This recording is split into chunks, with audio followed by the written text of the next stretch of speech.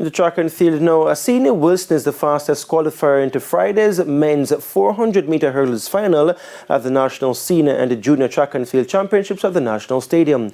Meanwhile, defending champion Sharika Jackson was the top qualifier from the women's 100 meters heading into Friday's semi-finals. Denise Walters has our roundup. And thank you. No, all the two finals that were contested on day one of the J3's National Senior and Junior Championships, Lamara Diston and Akeelia Smith, they retained their national titles.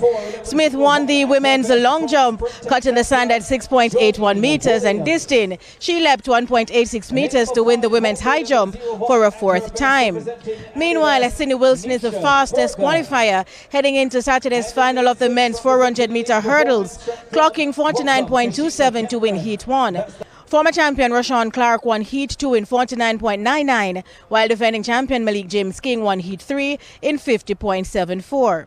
In the women's equivalent, Anjanette Knight leads all qualifiers with a time of 54.63, getting the better of Rochelle Clayton of 55.77 in Heat 1.